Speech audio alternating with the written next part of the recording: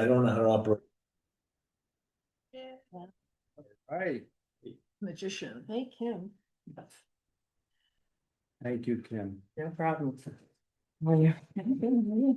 Everything melted in so fast. Okay, You got us together, Alex, in the middle. Here we are this summer. I know. Day before, it's good. Nobody has anything better to do, right? Yes, but hot. Okay, this is the Housing Advisory Committee and convening August 3rd. It is 7:05. And present, we have Hiram Peck, town planner, we have Kim Britton, member, we have Lauren Sardi, member, we have Leslie Higgins Biddle, member, Tom Mabry, member, guest Tristan Worth Stricker, Alex Hutchinson, member, and Carol Goldberg, guest. Hopefully people did get the minutes. Anybody need a copy?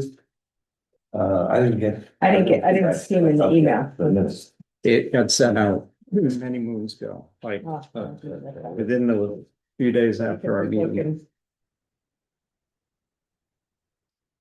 Anybody else? Thanks, Sean. I got it.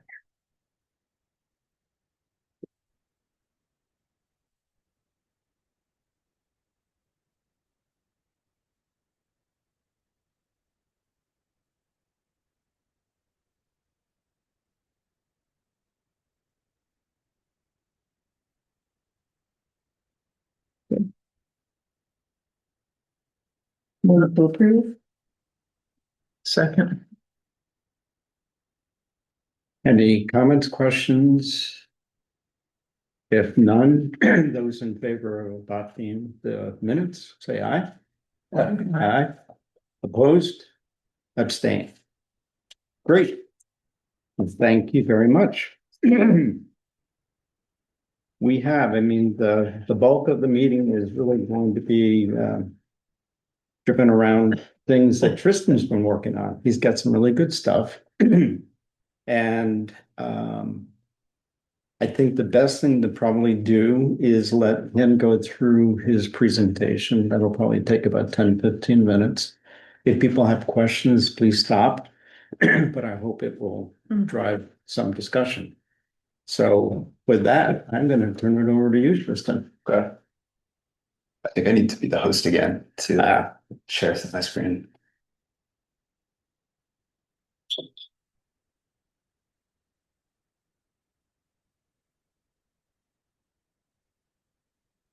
I think you need to go one over. I think in settings. There you go.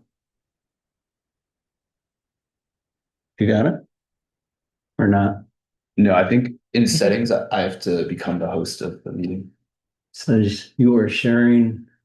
Oh, Go to the host settings, I think. So stop sharing, stop sharing.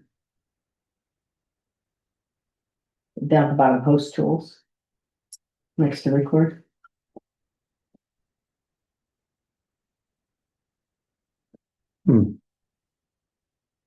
Should be participants. So it would not make sense. See up where it says participants up on the right. Yeah. What's that? Up on the right, Participants. participants. See if there's something under that you can share with. I don't know if you can or you can't.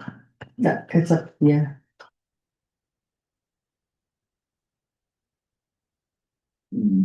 Oh, Maybe we can get it here. the share icon down at the bottom. Yeah. I would think. Yep. See where it says host tools. Host tools for participants, well. It's gonna give you that again.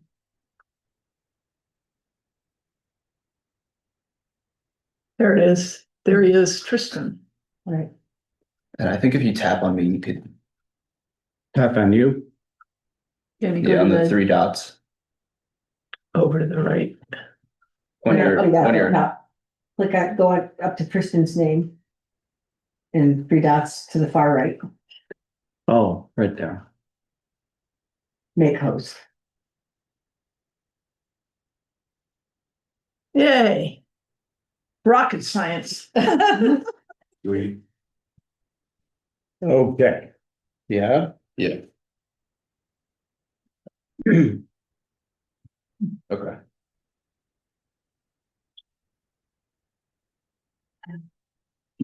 All right.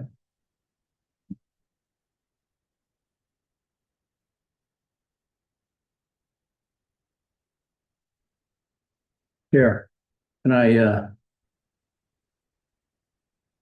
think once I go here, I'm not sure why it like blurs it inside your. Hmm. how do I get rid of this window here? Oh, close to X. Close to far X, right? Nope, There? not that one, that one. There you go. Okay. Hmm. There's no So lake. What are you doing this is my presentation on housing Right. affordability. Split into two parts. So the first part of the presentation deals with zoning regulation comparisons, and the second deals with what affordable means in Bethany. So for the regulation comparisons, I limited all of Connecticut's towns. Okay. You come Oh, I over can there. run this. Do you wanna sit It's right here? over there, right there. Be easier for you. Do you wanna sit here? It's gonna be close enough. Yeah, I Let me know what to take notes. Will you be able to share this with? Yeah, Okay, great. Oops. I'd rather just pay. Yeah, me too. Mhm. so I limited all of Connecticut's 169 towns down to towns that were similar to Bethany. And the criteria for those towns was that they had more than 500 households, more than $120,000 median income, and no more than 30% of the population could have access to public water or sewer. And then the final criteria was that they had to have had an affordable housing development started in the past 5 to 7 years. I added the time requirement because there are some towns that had affordable housing developments from the 1980s, and I didn't feel like that was So super the relevant. housing authorities, yeah, right. And then I just compared the regulations by reading through each town's sections on affordable housing and housing zones. And then I made a little rundown sheet where like the left side is Bethany and the right side is the similar town, and I could email that out after as well. So 5 towns fit those criteria. There's Barkhamsted, East Granby, Goshen, Warren, and Woodbridge. The main results showed that there were no significant differences between the regulations in the 5 towns in Bethany. And Bethany's regulations actually allowed for denser affordable housing developments. So I know in Bethany, you can have multifamily homes up to 20 units per acre, where some of the towns who already have a development allowed up to 6. So it's a pretty significant difference. Interesting. It's good to know we're not missing anything, in other Yeah. words. There's nothing glaring out there that we're not doing. No. Yeah. Okay. And the main finding was that 3 of the 5 towns that had affordable housing nonprofits that gathered funding for and planned the development. So going back to that previous list, Barkhamsted, Goshen, and Warren all had nonprofits. And you could see that they all have smaller numbers of units in the development. And I think this shows how the nonprofits are able to cater the development to the town. Whereas when a for-profit corporation makes the development, they usually go with like larger developments that will make them more money. However, like in a town like Woodbridge, this received a lot of pushback. So just a sort of comment on that. The original thinking, I think we talked about the group, is to find out, is there, in our role as advisory to PMZ, are there certain changes to the regs that we could make? And we wanted to compare to other towns. And essentially, what Tristan found was there was nothing remarkably different between towns like us that supported affordable housing. The only key difference was this nonprofit. So for those of you who went up to Litchfield, Yeah. or a number of that, for the 3 of the communities, the nonprofits were very involved and very key to getting those developments going. So that's sort of the aha. It's, I guess, obvious in terms of what they've been able to do, but it kind of speaks to the fact that Bethany could benefit by forming a nonprofit. And that's not the town should be, that's the idea. It'd be It's private. It'd be private nonprofit. Yeah, that's what they're. Did you find out what the East Granby one was? Is that a for-profit developer or is that not? I'm actually not like entirely sure. All I could find about the development Yeah. is the state's like environmental Yeah. test. That I couldn't even find like a website for the development, so I'm not sure Okay, how so I official it mean, is yeah, yet. all right. but- It's 100 units in East Granby. That you East already, Granby's. presented, is that Bethany was So, I don't allowing know. more, Yeah. more That's- housing units per something than the other town. What was that again? Yeah, so Bethany allows for to this slide. So Bethany allows for up to 20 units per acre Oh, on a specific development. I think Barkhamsted was either 6 or 8 units Okay. per acre. But a lot of these towns will purchase a large chunk of land and then just build the development on a small portion of it. yeah, And then the rest of the land is just conservation. yes, I've seen examples of that, yeah. Yeah. Is the 20 units per acre an overlay zone? Or is it? Yeah. It is, that's what the. Yeah. Okay, thank you. No, that's a great thing. If I can ask a question from the 3 nonprofits from that day, did they all have water and sewer? 2 of the 3, I think, did. Yeah. The ones we saw, you Mhm. mean? Yeah, Kent and Norfolk, at least on that site, had water and sewer. Goshen did not, but we didn't really do except to drive by. Right. And Cornwall, the older elderly, Yeah. looked like a barn one, did not. Mhm. So again, I don't put a lot of weight on that when it comes to an actual small size development, because it really just depends on the land. Right. So I think where the weight lies, in my opinion, on that is that if you do have water and sewer infrastructure, it can often attract larger, denser, for-profit driven developments. But when it comes to a small sort of community-based development, it really is just down to the land, whether you have, no matter what kind of water and septic you have, so, or sewer. Do you know for the one that we saw, the big barn? Yeah, the elderly one in What town was that? Cornwall, Cornwall. yeah, Is that a single water system that's feeding that? yeah. Mhm. But also at Coogman Village, which, remember, we didn't stop at, Hiram? Yeah, just a little bit south of that. Because it was so much like the one in Kent, but that doesn't, that has its own Is that on the septic left as system. we? Yeah, Left, yeah. and there, that was 18 units and they're adding another 10 right now, so. Okay. So the second part of the project dealt with what affordable meant in Bethany. And so to start, I looked at the median income and income limits. So our median income is around 160,000. We go off SCROG for affordable housing qualification. So their median income is around 123,000. And then I used this income limits chart from the SCROG's website to do all the case studies that are coming up. So this is just a rundown of our housing market. Our average home value is around 418,000. Our average rent is 1,800. And then our average home cost burden is around 30%, which just means that individuals pay more than 30% of their monthly income on housing costs. And so this just means that like nearly a third of our residents are financially burdened by their housing costs, but there are limited options for affordable housing if they qualify. We have 1,700 units in town.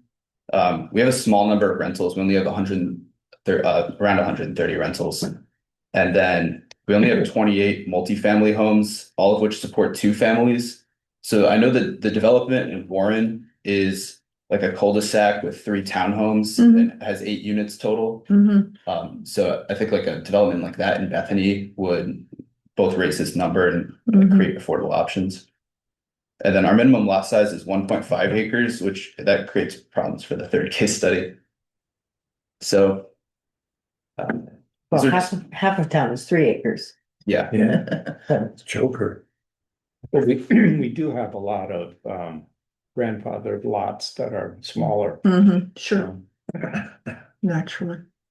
And these are just a couple things that I used in each case study. So I defined housing affordability as spending 30% of one's yearly salary on housing costs after a 20% down payment on the home. I also kept insurance and utilities at a constant at just the Connecticut average because it would have been too difficult to, do a per house basis.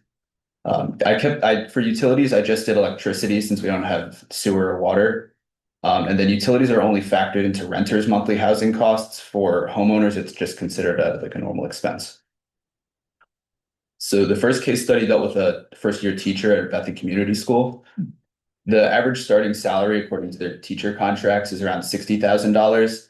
And they could not afford a home in Bethany if they were living alone because they'd have to spend over one full year's salary for a down payment on the average home. And they'd be spending 60% of their monthly housing costs or of their monthly salary on the housing costs.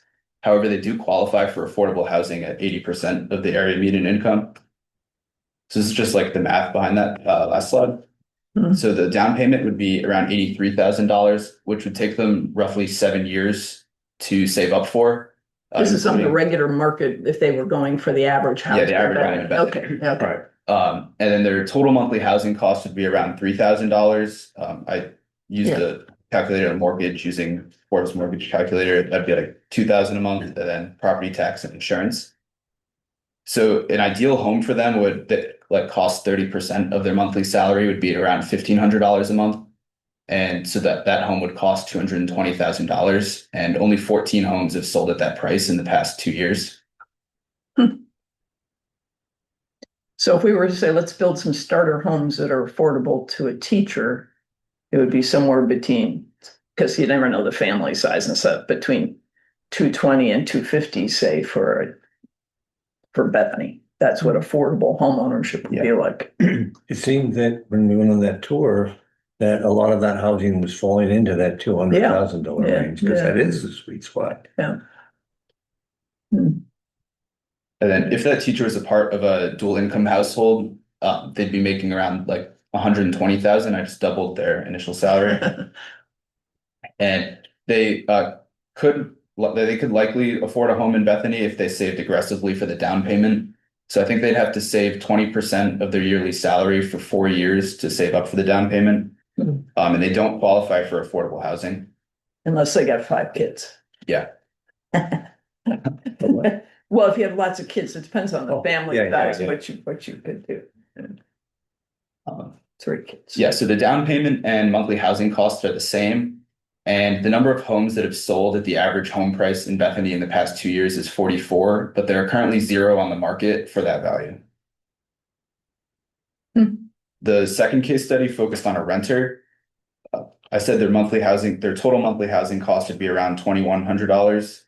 Utilities is around $262, and the average rent is $1,800. And then a Bethany renter would have to make $87,000 to spend 30% of their monthly income on renting costs. And so any individual, according to the income limits, any individual making under 51,000 qualifies for affordable housing, and then a couple making under 59,000 qualifies for affordable housing. Yeah, interject that. I took a look at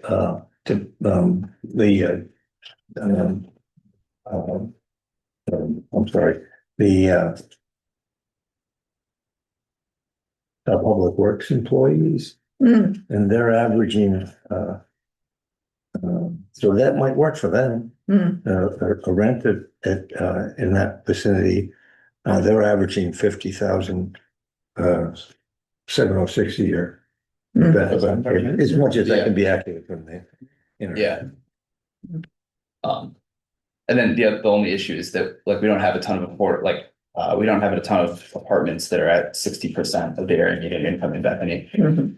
But then also any individual making just above that amount and just under $87,000 sit in an area where they spend over 30% of their monthly income on housing costs, but they don't qualify for affordable housing. Yeah, it's hard. Yeah. And then the third case study focused on if an elderly couple who currently owns a home in Bethany would be able to downsize while remaining in Bethany. And so realistically, if they already own a home in Bethany, they have equity built up in the home and they wouldn't need to worry about the price of the new home. However, they would need to, they're likely looking for a home that has 1 or 2 beds, is like less than 1,500 square feet and has limited maintainable land. So this last requirement limited the total list of houses down by a lot because our minimum lot size is 1.5 to 3. So they likely couldn't downsize while remaining in Bethany because only 8 homes have sold that met those requirements in the last 2 years. And there are currently 0 on the market that meet those requirements. So this means that if the couple wishes to like remain in Bethany, they'd likely hold on to their family home, which just increases the, or decreases the amount of houses on the market and increases the value. Then I also have a Bethany housing calculator where you could put in certain statistics and it would show the ideal rent and home price and whether they qualify for affordable housing. I can come back to that after because I have to leave this slide. So the final conclusions of this internship were that nonprofits are extremely important to address the lack of affordable housing because they're able to like cater the development to the community. And then Bethany is likely unaffordable for $60,000 single earners, and there's earners between 51,000 and 87,000 likely can't afford rent in Bethany either because they'd be paying over 30% of their monthly salary on housing costs. And then there's also a lack of options for downsizing retirees, which means that if they wish to remain in Bethany, they'll likely hold on to their family home, which limits the total number of family homes on the market. But that one, if I hear you right, Tristan, that one is mostly the physical realities that they're looking for, not the financial ones. Yeah, Correct. Okay. Yeah, I mean, one of my takeaways from the work that Tristan did was you can talk about affordability, but there's a huge availability issue in terms of the kind of housing stock that could appeal to young families coming in that would be at a lower cost and then appeal to seniors who want to downsize. We just don't have a 1 and 2 bedrooms from all my years as a contractor in Litchfield County and Fairfield County was that 1 and 2 bedrooms are a rare bird. People wait years, and elderly people, they tell me, they'd wait years to find a 1 or 2 bedroom, and it was a struggle. That's the real need, besides affordable. There's reports that retirees are now upsizing, not downsizing. Don't ask why, but they're finally able to have the dream home that they want, so they're building that bigger, better home.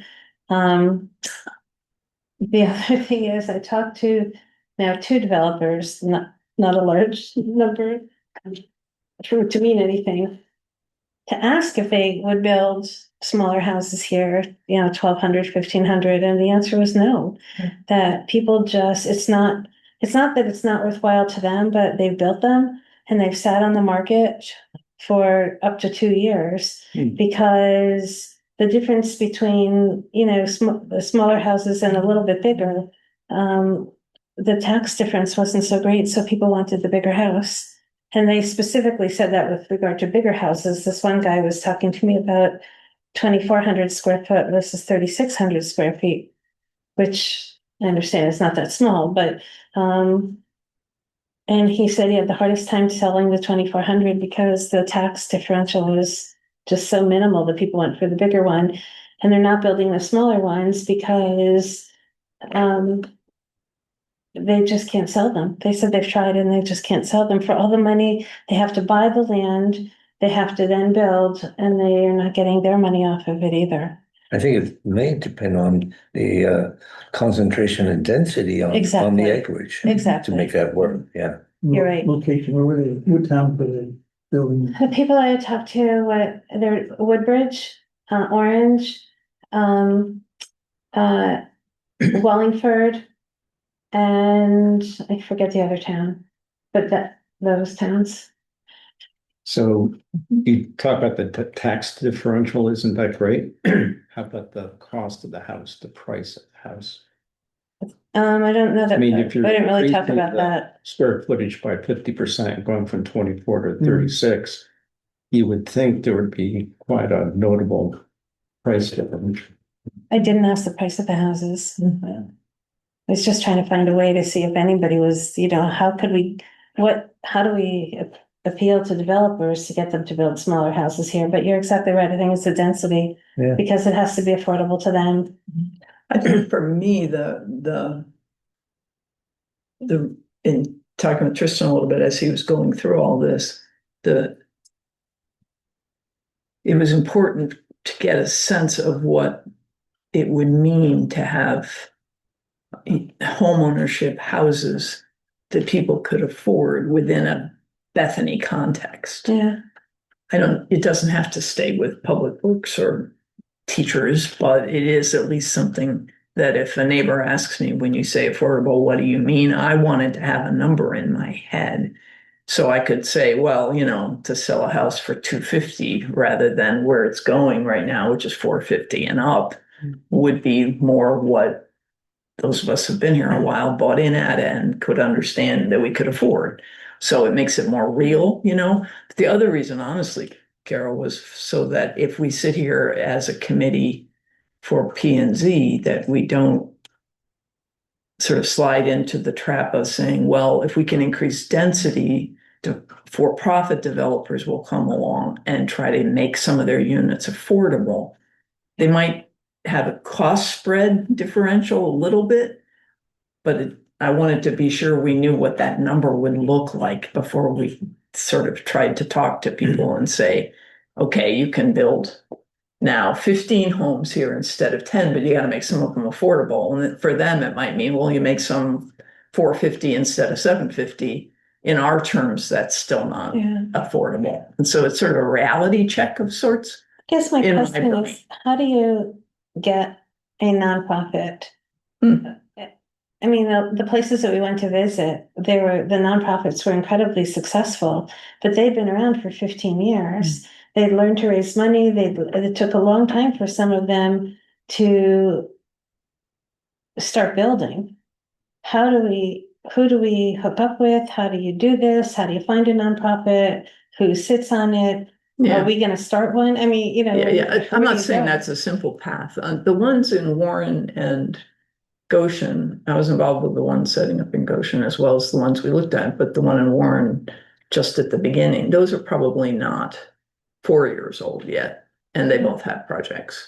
But it does take it has to be some group that says we want to try to do this, and then you have to interview either a nonprofit larger development partner like the one that you talked about with us, Tom, at the beginning, the Guilford guy, Chris Widmer, who built those small ones. The local group there, the nonprofit group, partnered with a developer, a nonprofit developer, regional developer, and that combination got them in. Yeah, Guilford found that very successful. Their selectman talked to me about that. Yeah, Mike Roach. He said it was very successful. Yeah, so I mean, we could talk to a Chris if we had a little group here, see if that's a model we want. But the other ones that we looked at did them on their own with a consultant, and there's more than one consultant out there to talk to. But it's not easy. I'm just saying it's. Is there an existing nonprofit that might be interested in Bethany? I mean, even though they work somewhere else, or do we want someone just from the community? I think the value of a local group is the connections. Yep. Did you hear about this is over here? There might be that opening up. What about this old house? It's not gonna be a local connection, or it's not gonna be. Yeah, and then the partnership with someone who has the experience and capacity to actually do the project is a different thing, but you can negotiate those relationships.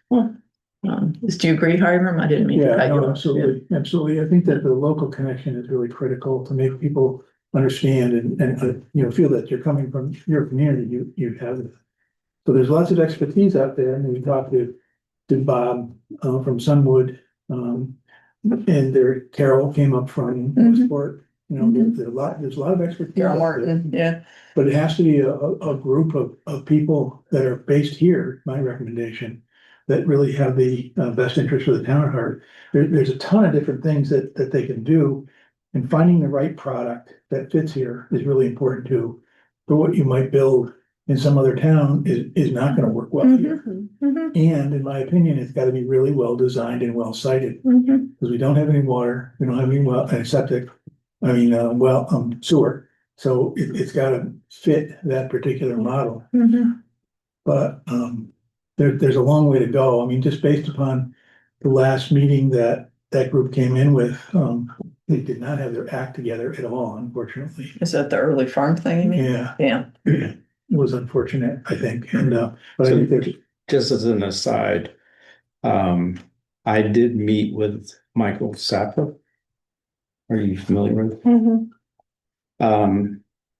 Just to understand what they're doing and really give him perspective in terms of he's pretty well educated about stuff.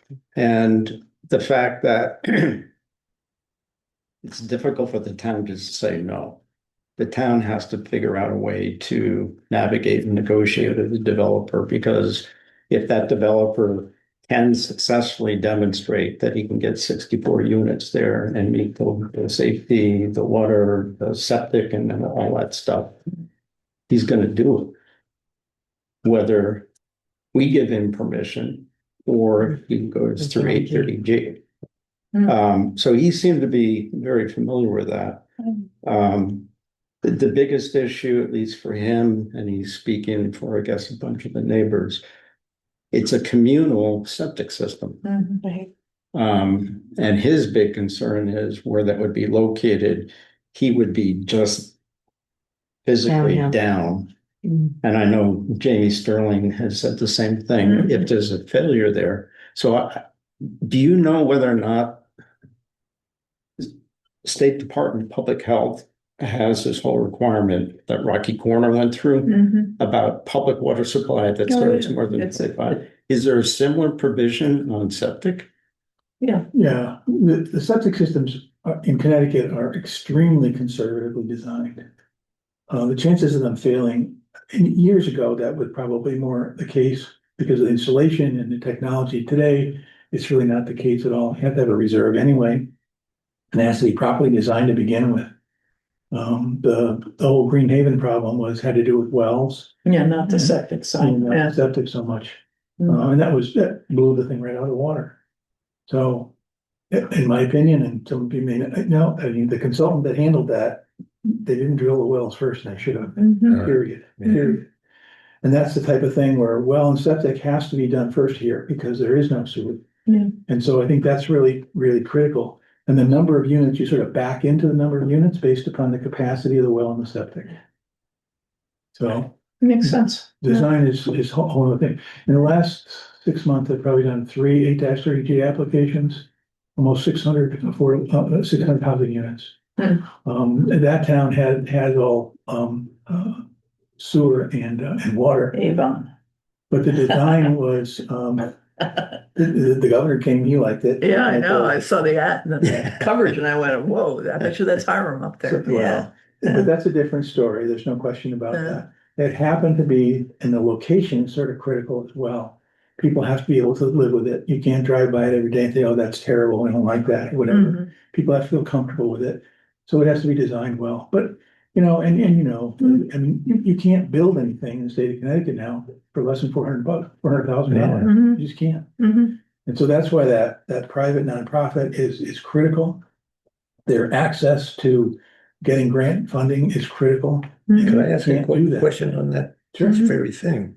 How do these nonprofits afford the kind of counsel and consultants to connect to that flow of state Dollars, funding to yeah. make it possible? There's two sort of just general ways, and one way is if you do get a partnership with another developer, a nonprofit kind of developer, like the Chris Widmer one did. They did NeighborWorks New Horizons. That group brings the pre-development money to the deal. The other way you do it is if you're standalone as a little group getting started. It costs about, I don't know, $500 to actually create The nonprofit itself is not very expensive. And the Department of Economic and Community Development has pre-development loan money, grant money you can get for Right. paying for consultants and stuff. You have to go through the paperwork. It's no fun. I think the thing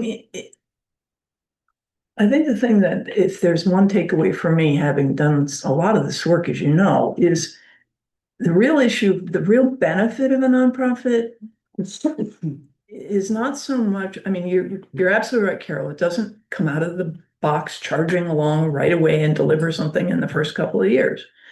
But it also doesn't depend on the profit to keep it going or to make its decisions.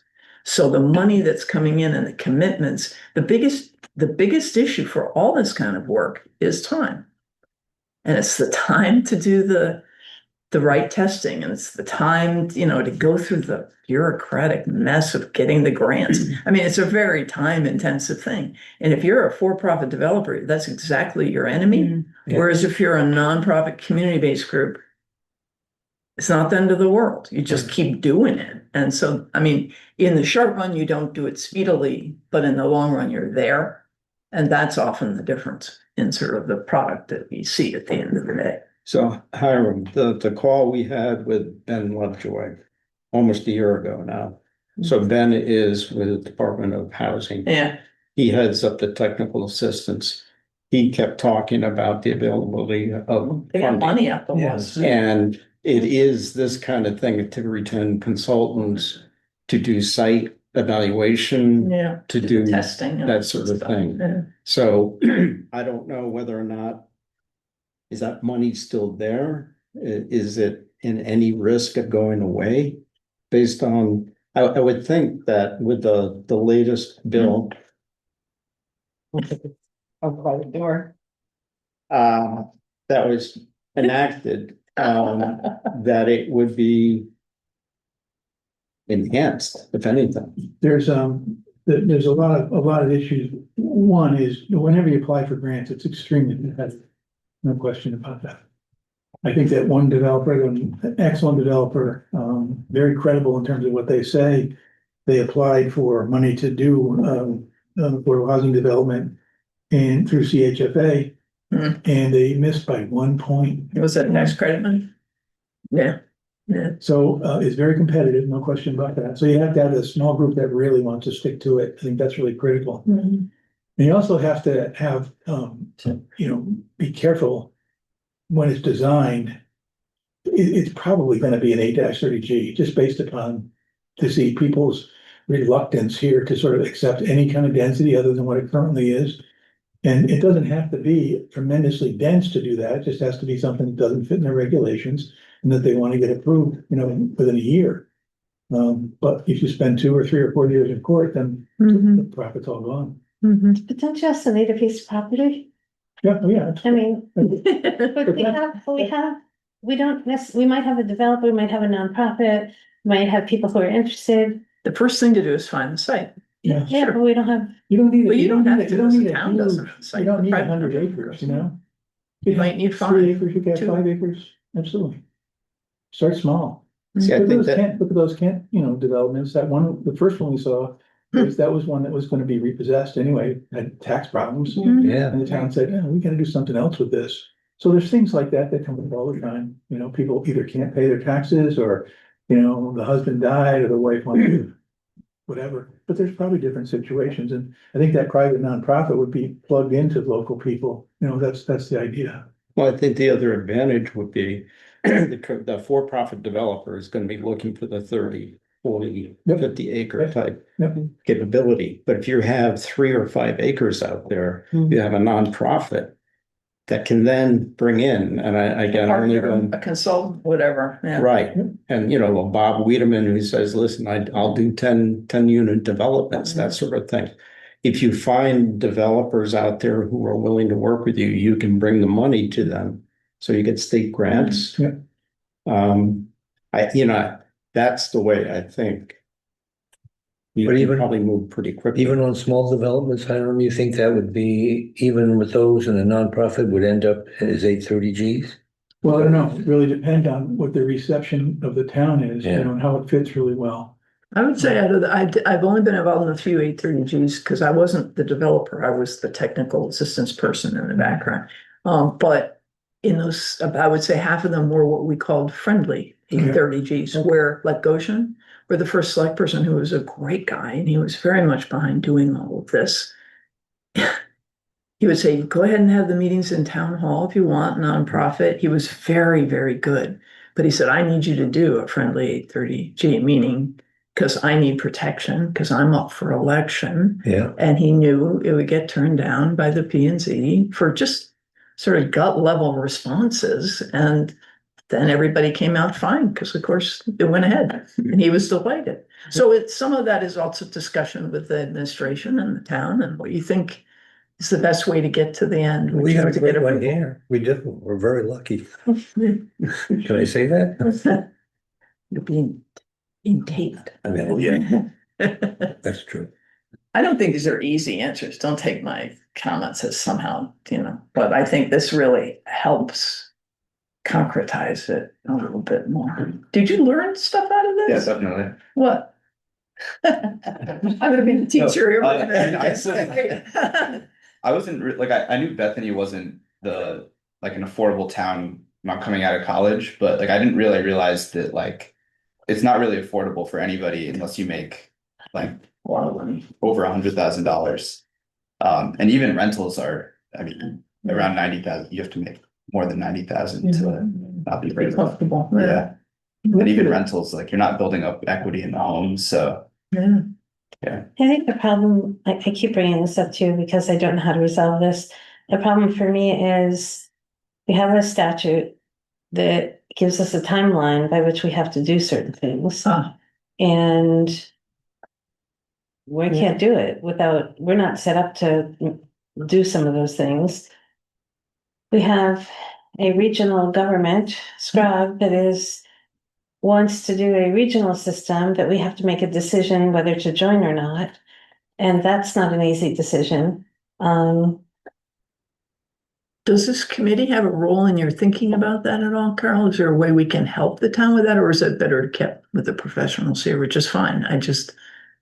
Sure, no, I would appreciate any input because I think it's a very difficult decision. How does that get decided? As to whether or not we join, me. I mean, truly, I basically have to say yay or nay. It's not a town vote thing like joining QBHD was. Yeah. I can help you a lot, and I'm sure you've talked to Scrog a lot, Carol. But I think that the decisions that are coming out of OPM in Hartford have a lot to do with what each of the regional planning agencies is gonna have to deal with in terms of allocating the number of units per region and then per town. So we've got, I think, maybe either a year or 2 years, I forget which group we're in. But we've got some time to do that, but once they produce that regional report, town has 30 days to decide, which I think is an incredibly short period of time. Whether to go with the regional plan or to come up with a separate one of our own. That's right, yeah. I think we have to say yay or nay before they consider us. They're not gonna give us the information and then say, do you want to join? They're gonna say, do you want to join? That's not right. I mean, I'm not saying that you're incorrect. That's not the way it should be done. And then CROG, for example, in Hartford is doing all that work right now. And it's a very complicated formula in terms of how those units are allocated on a per region basis. But the regional planning agency should be providing all those numbers, showing you the report, and then you make a decision as to whether you want to join or not. They're not doing Makes that. more sense. Backwards. Yeah. That makes a lot more sense It does because then too. maybe what you. So tomorrow, Scrog, I have a meeting with Scrog. I think at 2, if anybody wants to get on it, you're absolutely more than welcome, just to talk about housing, for Bethany. I don't know what we're gonna talk about, but they're gonna tell me. Can I ask a question? Does it help if it's a regional? Does it take some of the burden off of the smaller towns like us that don't have sewer and water? Is it better for us in the long run, or is it not? I think I don't know if that's something you can not. I think in order to answer that question, you gotta see it first. You gotta see what it means. For example, if they come up and they say, okay, Bethany, you're gonna have to provide 300 units in the future, people are gonna have a stroke. right. It's not even, it's ridiculous. But That's just I mean, I don't think stupid. they're gonna do that, but it goes by the region and to have them tell us what we can do here. Again, I go back to how you're gonna do it. If people don't wanna sell their property and don't wanna do that with their property, you can't make them. They can tell us there's certain things we have to do on publicly owned property, but the statute doesn't even force you. It's like the Hunger Games. The best we could do is if when people come in with ideas, is to say, well, developer, we'd like X amount to be affordable. Mhm, You know, you wanna get through this easily? You gotta give us X amount, but mhm, it's not that easy. mhm. I think the whole thing really comes down to the fact, I had a realtor call me the other day and they were complaining about it, and I said, look, the state has had 8-30G in place for 30 years. What towns have done with 8-30G is almost nothing, unless they were forced to do it. Right. And I think that's why the legislature has taken the sort of position that they've taken now, and they're pushing it. You're absolutely right, though, Carol. You can't force a town to build anything, no question about it. Mhm. But the regulations and the mechanism need to be put in place, and I think that's what this statute does. And I don't want to prejudge it, Carol, but I guess my one thought, and Alex and her, people that work with the SCROG is, do they recognize that Bethany may be the only town in the region that is the way we are? Right. Because I would think it could easily just be, like, oh, this is another Orange, or this is another Woodbridge, or this is another, I don't know. I think that they'll tell you they recognize we're Right. different, Right, but I don't know that it will translate. And to your question, Kim, nobody knows what that black box is right now. right. And if the formula is going to be driven by some determination of what percentage of your town is available for development, Right. That would boom, be they can come ridiculous. up with a number. Now, but the other flip side, my understanding is we go on our own. We can develop our own plan. But SCROG can look at it and the state can look at it and say, no, no, no, no, no. Your number is way too small. Here's the number we're looking at. And my understanding is ultimately this, the SCROG will try to force something. That's a concern. To answer your question, that's my mantra with them continuously. I mean, they must be Yeah. tired of hearing it Yeah, in every field. I mean, they want things. We can benefit from a lot of regionalization, sure. but if regionalization it doesn't take into account what we have and who we are here and Yeah. what we want here. Yeah, And if it's everybody else, the bigger towns and cities who are gonna be running it, and we're really not gonna have a say. And a lot of regional plans that they're coming up with. From recycle, trash hauling to all kinds of things. I'm constantly saying, do I have an equal vote? Does Bethany have an equal vote? Yeah. Oh, no, Bethany doesn't have an equal vote. New Haven has 10 and this one has 7 and this one, and we have, 1. It's like, well. Yeah. Then why am I Yeah. doing this, yeah. how are you gonna help? And it's hard, Yeah. that's why I'm so interested in all this. Because we really need to do what's right for the town. Mhm. Um, And we're more like a lot of the other towns that we went and looked at than we are like North Haven and Woodbridge and just in terms of yeah, size and scope and physical developable land. it's interesting though, there are, like some of the towns Tristan came up with, there are some small towns that are developing affordable housing. Yep. Do we have like the lowest affordable housing in the state? Close, Yeah, I think we're at like 0. I mean, really close. almost 1%. 0.7%. Well, just think, the first couple of successes will change our I know, position we'll- completely. We'll do everything. But it also moves the bar at the same time, There's a because it question that increases comes, your number of houses, so Yeah. there's Yeah. that. that's the question that comes right to me was, Yeah, would the result of these smaller projects, however slow, two questions, however slow, put a hedge against it would show good faith in the state's eyes. yeah, would that Sure. would that Yeah, that would be bias- very I think helpful. bias It's not time? so much the numbers, but Which- Yeah. what are I they think that's the doing? What do they do? critical piece. Yeah, As long as we're not looked at as, no, we're not doing Right. anything. yeah. I We're think not if we can show obstructive. we're doing something, Yeah. and at least, and again, I've had this conversation with Carol. Our size, the fact that we're not transit oriented and all that other stuff, we don't have the infrastructure. I really do think the bureaucrats up in Hartford are going to be looking to say, well, we'll check the box on these guys. We'll come back in 2 years and see if they're. See what they've done, yeah. Right. That's what we need, Yeah. probably, yeah. Mhm. This is not an easy topic or decision for a town like ours. Mhm. It's very difficult. Mhm. A lot of people have come into me and said, we do want affordable housing. My number was a little bit higher than the 220 to 250 as to what I thought the cost of an affordable house would be. I thought it'd be closer to 300, but Yeah. you know, some people are saying, okay, well, that makes sense. And then of course you have a number of people who are like, no way in hell, because I know. Yeah. You can't do anything about those. It's interesting too, I mean, No, you never will.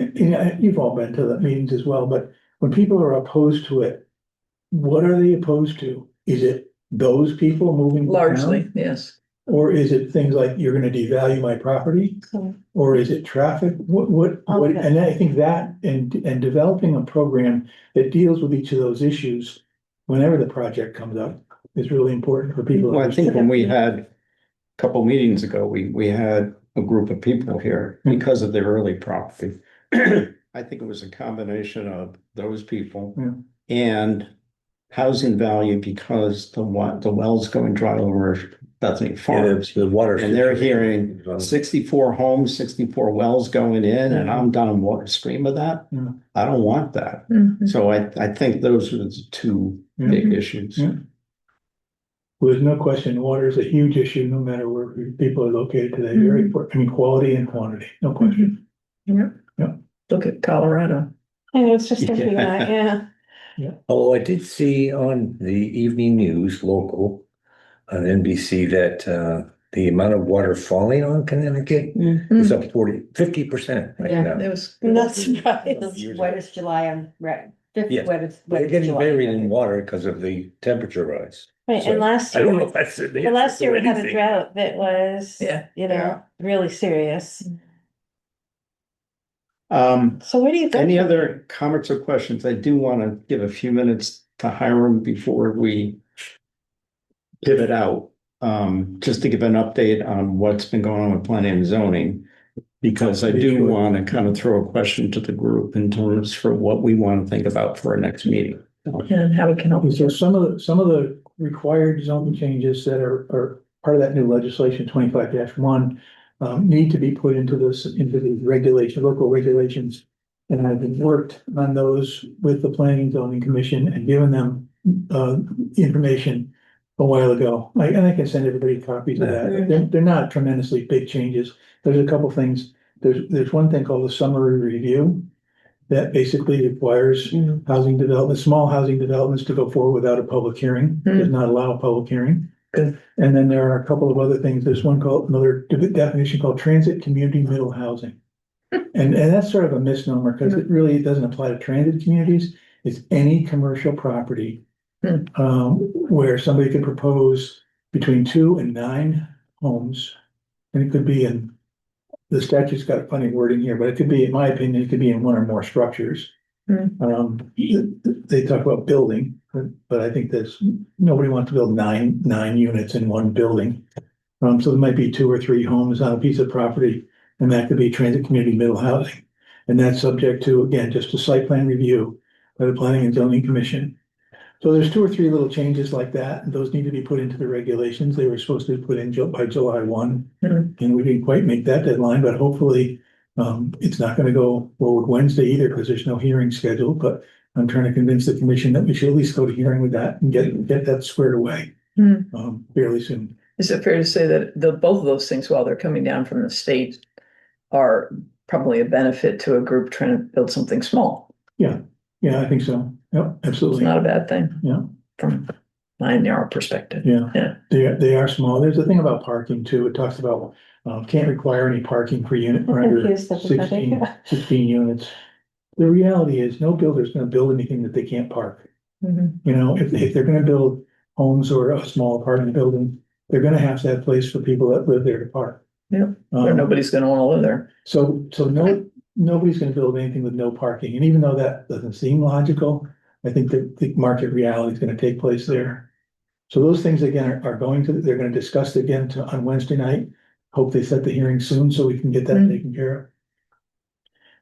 And then there's that big thing that's coming down from the state, which is part of legislation also, is the Housing Growth Plan. And that's the big thing that'll be coming out in the next, probably by the end of the year. Is that something coming from them and we'll have to react to it, or is that something we're supposed to give them? From the COGS. Oh, this is from, this is what you're talking about, okay. Right. Yep. Right, And that'll set a lot of things in motion. right. OPM is struggling with the details themselves, frankly, they're multiplying, different numbers by 0.27. Yeah, I don't know where that came from. So I keep asking people where to come from, it came from OPM. But there was a study done, by a group out of the Northwest, actually, a year or two ago. Eco Northwest, I think it's called, something, large consulting firm. It was not, viewed, very positively because it really did require a lot of units. But OPM is using that, Office of Policy Management is using that study as the basis for determining how we fit into the number of units per region. There's the number of units that have been constructed, the number of homeless people in each community, what the costs are, and then there's this magic number that they multiply by to get some number. So in some regions, the number of units is like 100,000 units, not this region. But in the more urban regions, it's a large number, no question. So there's a lot of stuff going on, and I hope that we get started with the little things and just sort of move that forward a little at a time. I think that having that local connection for people that want to do a really nice small project would be a great way to start. And there's opposition to the summary review. People are opposed because they're saying the public should know. This is basically, I mean, it's not intended to be done behind anyone's back, Right. but that's the impression that if just this is being done on a site review, neighbors don't know, people don't know, there's no public hearing, there's no way to be heard. But and the cogs are meeting, all the cogs are meeting. As confusing as a lot of us think it is, the cogs are confused by the act as well. They're all trying to Figure it out. figure it out themselves and then come back to us. But yeah, it's not easy. The legislature didn't make this as clear perhaps as it could have been. Surprise, surprise. So Hiram, a year ago, we as a group were talking about really starting to focus on the regs and what advice we could give. It seems to me the state has kind of taken the ball on that. There's not a lot that we can be looking at to advise in zoning on regulation changes. Is that correct? One of the things that I put in with the regulation changes, I wanted the Planning and Zoning Commission to at least think about the possibility of making it easier to do accessory dwelling units. And that's in there. And some of them are hesitant about that. I don't know what the discussion is going to be like on Wednesday, but to me, that's a way to sort of get some of these things started to say, gee, a smaller little unit next to this is not going to ruin the neighborhood. Try that first and then. Yeah, just start small. So our support of that and recommendation of that, plus the fact we've learned that there aren't a whole bunch of other magic regs out there that could do Right. more than that, make it sound like that part of it is we've done our job pretty much. Okay. So Is it true that even if the state gives us a number and says, Bethany, you have to do this, or the COG gives us a number or whatever, that our planning and zoning still could look at safety, water, traffic? Oh, yeah. I mean, yeah. so no matter what they give us, we can still. Yeah. I mean, You it can't still may not be violate basic feasible. They're not taking all the guardrails away. No, Yeah. They're simply saying you can't say no just because you want to say no. If they can meet the safety guidelines, essentially under 830G. that's the way it is too, already right now. Yeah. Right. Health and safety are things that are sacrosanct. You can't. Okay. So would it be helpful, and this is what I want to think about for our next meeting, would it be helpful for this group?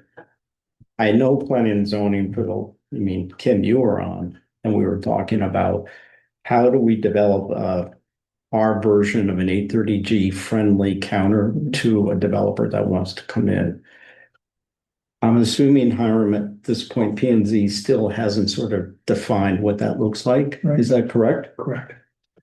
Would this group be good to really try to take that issue on, to be able to maybe provide input and suggestions and guidance back to planning and zoning? I think I would, if you're willing, this group is willing, develop what it is you want to talk to them about. And then have an informal, kind of a non-application meeting, have an informal meeting with them. It'll have to be obviously notice and all that other stuff. But I just think that's a good way to get the idea of where they all are. I have no interest whatsoever in pushing people to do things they don't want to do. Well, I mean, there was receptivity to the joint meeting we had a few months ago. So I'm thinking for the fall that maybe we try to organize a joint meeting again. And our assignment is to provide some sort of structure or guidance with how to think about this. Open meeting, again, not dictating anything, but just saying, here's what we're thinking about. I think that's great. October, November with cider. I think that's good. Something like that would work well. Especially knowing, the time we spend on planning and zoning. You spend so much time with the zoning part that was our biggest frustration, was not having the time for the planning part, or at least mine. I mean, I ran into Bob Harrison about a week or two ago, and he was lamenting. He said, I really want to spend time on planning, really want to spend time on planning. So I don't know whether the P and Z Commission has talked about having special meetings off cycle to get into that. And if so, whether that becomes the basis for a joint meeting. And again, we can be a vehicle they can offload if there's some ideas and say, yeah, we'd really like to look at this or this, and maybe this group can take the ball. Sure. I think the only thing I would say about that is that I'm totally open to doing that, Alex, so don't take it that way, but the discussion that Carol's bringing to us about the housing growth plan and which way we're going to go, if there's any way that we can help with that, I would say that's the other thing. I don't know that there is. I mean, here we are, right? But if there's a way that we can act as a sounding board, or if you decide Bethany's going to try to go this alone and come up with numbers, do you want any help with that? No, I don't have any magic wand on this stuff. So I'm not sure I'm offering anything of value, but I think you should think what our committee can do to help That's great. this situation. This committee is perfect for that. Hiram has been, giving me his expertise. And we thank God a decision has to be made yet, but still, for me, it's let me learn as much as I can to figure out what I can do to make the appropriate decision. So just being a sounding board is wonderful. Okay. I think that the COGS, and they differ about how they're all handling this very much so. If they have any meetings to show you what their progress is, I would encourage the RPA director to do that. And so that they can show you where they are in the process, so that it doesn't come as a big surprise at the last minute. That would be a big help. I know some of them are doing a really good job at that. Last meeting like that I went to in another area, there were 42 people there. Wow. From the different towns. So I think if this rod can do that, it will let people know what's going on, it will relieve a lot of that anxiety that I think towns have. My opinion. Cool. Okay, we are officially over our 1 hour. Thank you. Tristan, Tristan. I hope you Oh, get yeah. something out of this back at school. So I want to thank you very much, Tristan. Appreciate it. So For all the time, the effort, and working with Leslie. Leslie's fun. been a great resource in terms of helping guide this whole process. So thank you. And if there's any way we can help in terms of providing feedback to your Thank you. professors about what you've been doing, Thank you. I'd be happy to do that. Can we get copies of your slides or? Yeah, I can attach them to the email Yeah, if you could please, send that out to everybody, with the agenda. including the calculator will be there. Hmm. He didn't really show the calculator, but the nice thing is Play with that. Yeah. you can put in this like two variables you play with, and you put it in and it tells you, okay, here's what it looks like. Does it have a variable for family size too? Yeah. Because that would help that, you know, you could get an affordable first time home at 310 if you had a family of 5, Yeah, you know, because it's Yeah. all geared to the size of the family, what is considered Right. affordable too. It's So- two variables of family size and income, right? Yeah, then I have housing type as well, if they want to buy or. Oh, buy or rent, right. I just think people would also be surprised as to how many people in Bethany would qualify Oh, yeah. for, yeah, a lot. I mean, a lot. We have, you know, the $600,000 homes, but we have a lot of people who would qualify for a Yeah. $350,000 Oh, yeah. home or. Yeah, and just as came in the mail today from our friend Lars. Bethany, median sale price, 612,500, up 23.5% in 1 year. Yeah. Yep. That's bad news. Sorry. And so are the interest rates. Unless you're a realtor. Yeah, Houses don't I know, stay I on was the gonna be market, like. unless they're, you know, the $1 million house. No, he's a realtor, girl.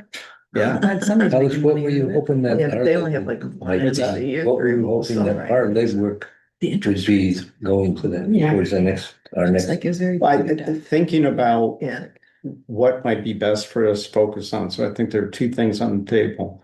Are there ways that we can provide more input, assistance to Carol, to Hiram as they think through this whole issue about, do we try to do it on our own? Do we do it as part of the cog? And there are a lot of unknowns. I mean, Yeah, sure. we just don't know. And unfortunately, what you keep hearing is the people at the state that are trying to implement this, they don't know. So it's chaos upon chaos. The other possibility that I threw out, or any other idea, so part of what we can talk about, but part of it would be to try to develop what would that friendly 830G Mm. counter look like if a developer, so early property, Mhm. take that as a real case study. He wants to bring in 64. What do and we have to put the whole water and sewer issue, that's going to be determined by testing and all of the stuff they do. But what would that look like? There's still no application, right? no, I will say this, they've said. They've said they're not married to the proposal, and, you know, what do people want? That's what they keep calling me to ask them, what do people in town want? And, you know, well, You they, know what Mike Sacker wants? everybody wants either nothing or. He wants a the 15 guarantee that if that septic system fails, that the developer is going to be financially liable Right. for everything. A lot of people are saying that now, that's what they would like. But I don't think we're gonna see an application for a while. Yeah. I mean, they're doing testing now on the hydraulic. Hydraulics. I've called them and tried to get information, and won't even call me back, so I'm not too interested in it. Until it gets real. Who will call you back? So sure. we're meeting September. Oh, yeah, so we moved the date around a little bit. Yeah. You may have had some issues with that. We were going to be the 14th, but my concern was there's not a lot of turnaround time between that. Because and of next Labor schedule. Day. So, So we were going to try to do that Thursday before. oh, that's right. The That's right, ninth? the 10th or something. The 10th, I believe it is. I'm supposed to Are you be, teaching? thought I was gonna be away, but I'm not. I am, as Okay. always. When does it start? All of a sudden Whitney Avenue is getting busy. August 24th, Is is it really, wait, It's coming up Amy's fast. first day of class, it's in the 19th. Seriously. um, There's all of a sudden traffic on Whitney Avenue again. I'm like, oh no. Let's have a motion to Sorry. adjourn. So I'm sorry. I move we adjourn Okay. second. since I already did. Any objections? So our meeting is Right. September 10th. It is the 10th. Yeah, so I'm good. We are adjourned. When do you go? I gotta go back to 24th. And then we'll be over. What's it?